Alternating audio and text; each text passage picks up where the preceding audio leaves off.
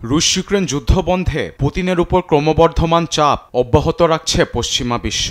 রাশিয়ার সঙ্গে চলা দীর্ঘ যুদ্ধের অবসানে সামনের বৃহস্পতিবার রুশ প্রেসিডেন্টকে আলোচনার টেবিলে বসাতে চ্যালেঞ্জ ছুড়ে দিয়েছেন ভলোদিমির জেলেনস্কি। রোববার তিনি বলেন, পুতিনকে বৃহস্পতিবার তুরস্কে দেখার জন্য অপেক্ষা করবেন তিনি। চলতি সপ্তাহের বৃহস্পতিবার আমি তুরস্ক যাচ্ছি। আশা করি সেখানে প্রেসিডেন্ট পুতিন উপস্থিত থাকবে এবং কোনো প্রকার বাহানা দেবেন না। আমরা যুদ্ধ শেষ করতে রাজি। যুক্তরাষ্ট্র, ইউরোপ সবাই এর প্রতি সমর্থন জানিয়েছে। এদিকে পুতিনের সঙ্গে বৈঠকে বসতে ইউক্রেনের প্রেসিডেন্ট ভলোদিমির জেলেনস্কিকে চাপ দিচ্ছেন মার্কিন প্রেসিডেন্ট ডোনাল্ড ট্রাম্প। সামনের বৃহস্পতিবার ইস্তাম্বুলে দুই নেতাকে আলোচনার টেবিলে বসার আহ্বান জানান তিনি।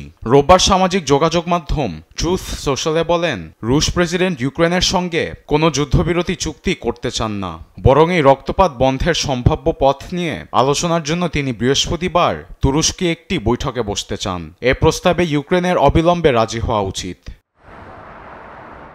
এদিকে গেল শনিবার পুতিনের দেয়া সরাসরি আলোচনার প্রতিক্রিয়া সামাজিক যোগাযোগ মাধ্যম এক্সে জানিয়েছেন বিশ্ব নেতারা। ফরাসি প্রেসিডেন্ট এমানুয়েল ম্যাক্রো, পোলিশ প্রধানমন্ত্রী ডোনাল্ড টুস্ক, লিথুনিয়ান পররাষ্ট্র দপ্তর থেকে সবার একটি বক্তব্য, এক হাতে অস্ত্র দিয়ে হামলা চালিয়ে আরেক হাতে যুদ্ধবিরতির আলোচনার কথা বলায় কোনো যুক্তি নেই। আরবেদ আফসার, নিউজ ডেস্ক, দেশ টিভি।